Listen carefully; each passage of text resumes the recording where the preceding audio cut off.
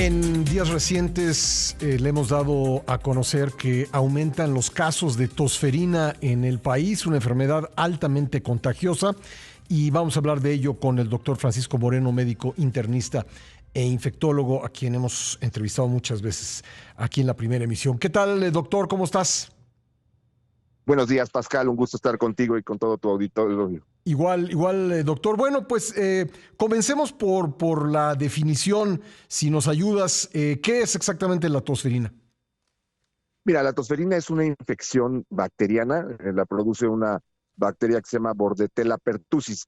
Diferente las infecciones bacterianas a las virales, porque afortunadamente para las bacterias tenemos antibióticos. Ujú. Entonces es diferente a lo que ocurrió con COVID o con influenza. Es una infección que se puede prevenir por vacuna y ha sido pues se ha logrado disminuir mucho a través de la historia el número de casos porque la vacuna es muy eficaz. Sin embargo, hemos tenido ahorita tres situaciones que nos han provocado que haya un aumento en el número de casos. Primero, pues con la pandemia hubo una disminución en la vacunación de los niños y desafortunadamente en nuestro país esto se prolongó por la falta de interés del gobierno anterior en la vacunación. Segundo, es que hemos visto un aumento en el número de gentes antivacuna que no quieren vacunarse o Ujú. vacunar a los niños. Y tercero, es que también se ha descubierto que conforme vamos creciendo, perdemos inmunidad de la vacuna que recibimos de niño, Ujú. porque habitualmente la tosferina es una vacuna que recibes cuando eres niño, que viene en conjunto con la difteria y el tétano, se llama triple bacteriana, Ujú. y hemos visto que conforme vas creciendo, vas perdiendo la inmunidad que te da esa vacuna, entonces hay adultos que se vuelven susceptibles a enfermarse. Todo esto en conjunto es lo que ha provocado que tengamos este brote, no solamente en México, en el mundo, Sí. pero sí México, pues ya el número de casos es muy importante y vuelvo a decirlo, creo que necesitamos reactivar esa cultura de vacunación que desafortunadamente se perdió en el sexenio anterior. Incluso los adultos, ¿tú recomendarías que un adulto se ponga es la triple, ¿verdad? La DTT, es la triple difteria, Exacto, tosferina y... DPT es y difteria, Ajá, la P es de pertussis, porque como te decía, es la bacteria, es la Bordetella pertussis, y sí. entonces la P es de pertussis y la T es de tétanos. Ahora, hay una vacuna específica para los niños, que curiosamente es D mayúscula, difteria,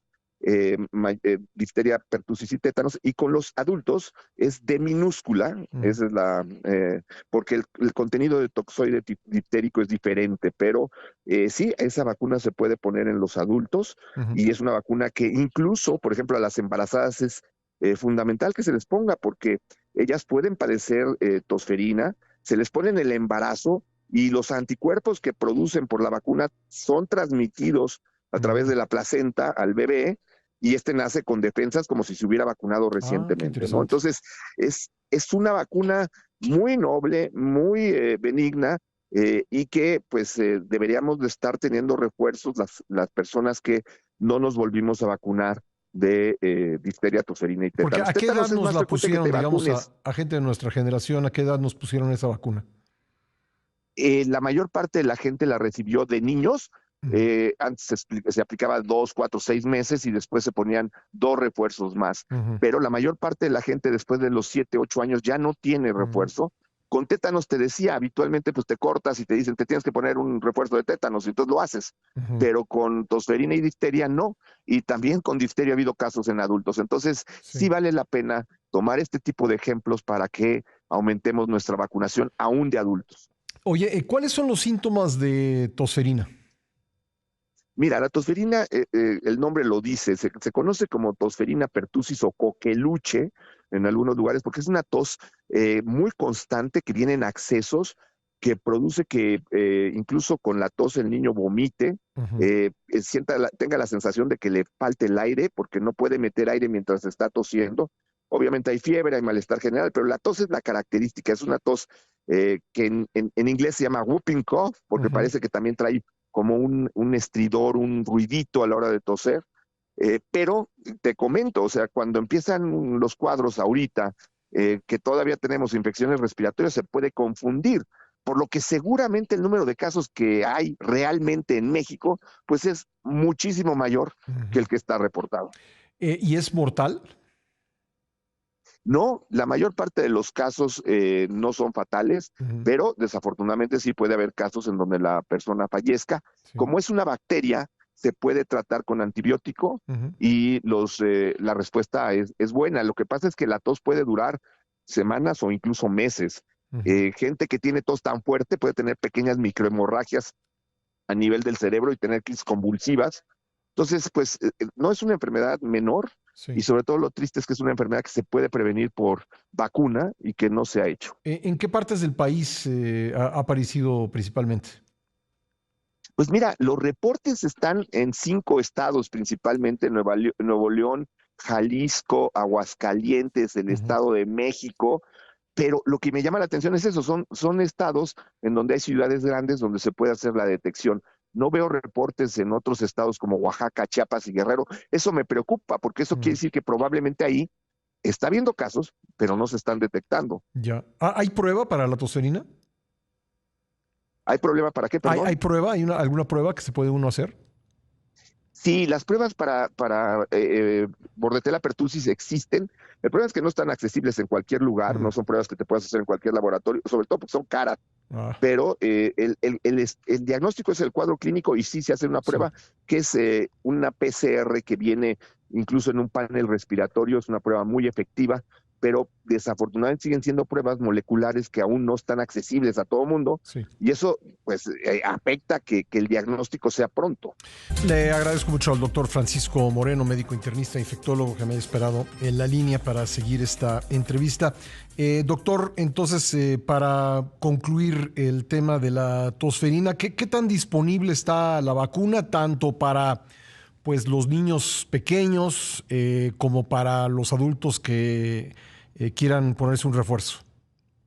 Mira, según lo que entiendo por parte de la Secretaría de Salud, se ha hecho un esfuerzo para tener vacunas disponibles para pues, tanto para niños, sobre todo para encontrar esos niños, esa generación de niños que perdió la oportunidad de vacunarse cuando les tocaba por la carencia que hubo de vacunas en la pandemia y después por la disminución de la vacunación que se presentó en los años posteriores. Entonces, se está haciendo un esfuerzo para vacunar a esa generación y entiendo que también ya están poniendo a disposición la vacuna que es la triple bacteriana para adulto. Ujú.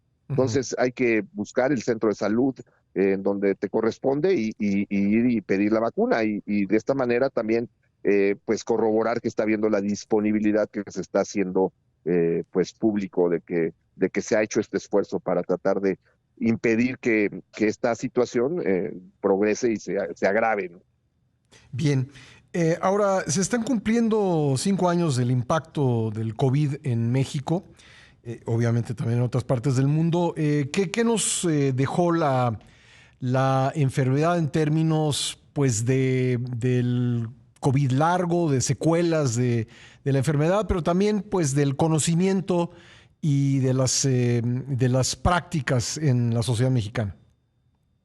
Mira, yo creo que nos ha dejado cosas buenas y desafortunadamente una situación paradójica que te comento en un momento, pero de lo cosas buenas creo que la sociedad sabe que tiene que cuidarse, que la salud es muy importante, que somos vulnerables, que podemos enfermar, que podemos morir por alguna infección, que incluso no vamos a ver al enemigo, porque pues en el caso de COVID un virus, y que tenemos que estar preparados en cuanto a nuestra salud para que pues, si se dan este tipo de situaciones tengamos de alguna manera responder en forma satisfactoria. Creo que eso es muy importante, creo que la sociedad lo entendió también, que hay que ser solidarios y que hay que, cuando se presenten este tipo de situaciones, pues tratar de apoyarnos unos a los otros. Desafortunadamente, y más en el mundo, yo diría que en México, pues pareciera que hay esta corriente anticiencia, antivacuna, en donde, bueno, pues en los Estados Unidos tenemos un secretario de la salud que es el principal antivacuna de ese país Sí. y lo tienen como un secretario de salud y estamos viendo que en Estados Unidos está habiendo un brote de sarampión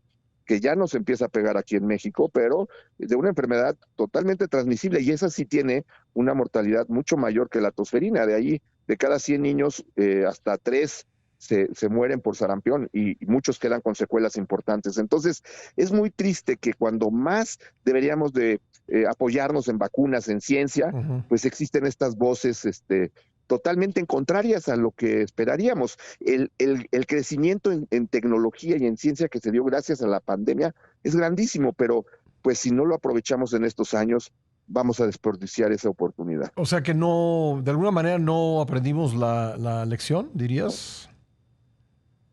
Yo creo que sí hemos aprendido algunas cosas, pero no hemos entendido que debemos de confiar en la ciencia y que las vacunas han sido y serán una forma de prevenir infecciones y lograr erradicarlas, como se logró con viruela. Es más, con sarampión se habló en el 2000, en el año 2000, de que se iba a erradicar el sarampión, porque es una enfermedad que solamente afecta a los humanos y que necesita que haya un huésped disponible para infectarse a los 15 días de que ocurrió el contagio. Entonces, si todos estuviéramos vacunados, no habría sarampión. Pero desafortunadamente estas voces, estas personas que sí no entendieron nada, son las que están haciendo mucho daño en el mundo. Obviamente nada impide que no volvamos a ser víctimas de otra pandemia, pero hay señales, ¿tú ves señales en el mundo de algo que pudiera volverse una pandemia en estos momentos, doctor? Pues mira, lo que más miedo tenemos es de la influenza aviar. El número de casos en los Estados Unidos ha ido en aumento. Este virus tiene una modificación. Ya es un virus que, pues, lo único que falta es que el ser humano contagie a otro ser humano. Ahorita los contagios son a través de animales, ya no solamente de aves, sino también ha habido transmisión a través del ganado. Entonces, esa es la latencia que tenemos en cuanto a que pudiera haber un brote pandémico por influenza aviar, que sería muy peligroso. Esperemos que las medidas que se están haciendo, se están desarrollando vacunas, tratemos de prepararnos para esta situación, pero pues sí, mientras vivamos siempre va a estar latente la posibilidad de tener una pandemia, más con la invasión que tiene el ser humano de la naturaleza y con los cambios climáticos. Eso favorece todo este tipo de situaciones. Bueno, estamos saliendo, ¿verdad?, de la temporada de enfermedades respiratorias. ¿Cómo andan las cosas? Mira, y sí, fue una temporada de infecciones respiratorias muy fuerte, sobre todo muchos casos de influenza grave, también casos de problemas de COVID, que pues sobre todo en personas vulnerables. Y bueno, ya ahora nos podemos enterar de otras infecciones virales porque tenemos la capacidad de detectarlas, ¿no? Hubo este brote de metaneumovirus, ahora el de tosferina. Este tipo de situaciones nos permite estar mejor enterados y saber qué es lo que está pasando en la sociedad, en la población, sin que, como antes decíamos, es una gripa, pues sí, pero ¿quién es el virus que está produciendo eso? Ahora tenemos herramientas para hacerlo. Entonces creo que tenemos que aprovechar eso. Vamos saliendo, como tú bien lo dices, empieza a llegar el calor y eso va a disminuir la transmisión y hay que prepararnos para lo que viene y sobre todo para estas temporadas invernales. Y la vacuna de influenza es anual, hay que ponérsela anualmente, ¿no? Así es, la vacuna de la influenza es anual, la vacuna de COVID pues ha sido anual y es probable sobre todo que la gente mayor, la gente vulnerable, tenga que estar vacunada de estos biológicos porque son los que llegan al hospital, son los que acaban teniendo complicaciones en estos tiempos. Entonces, cuidar a la gente mayor, a la gente vulnerable, a los niños. Olvídense de que las vacunas pueden causar algún daño. No es así. Las vacunas pueden ayudar a evitar enfermedades infecciosas graves. Pues doctor, siempre un gusto conversar contigo. Muchas gracias. Gracias, Pascal. Un saludo a toda tu audiencia y un buen fin de semana. Gracias. El doctor Francisco Moreno, médico internista e infectólogo. Pues ahí tiene usted información sobre la salud que es muy valiosa. Hay que tomarla en cuenta. Aplicarse las vacunas, ¿no? Yo creo que si usted tiene duda respecto de la tosferina, pues más valdría si hay una vacuna disponible para adultos, ponérsela, desde luego a los niños, y pues seguir todas estas lecciones que nos ha dejado la pandemia, ponerse anualmente la vacuna de influenza. Yo lo hago cada año y afortunadamente pues no he tenido un contagio. La verdad es que la peor enfermedad que me ha tocado a mí no fue el COVID, que me dio COVID, pero no, me tocó la influenza hace ya como pues unos 15 años y fue realmente una cosa pesada. Así que póngase la vacuna de la influenza cada temporada. Por ahí por el mes de octubre más o menos póngase la vacuna de influenza.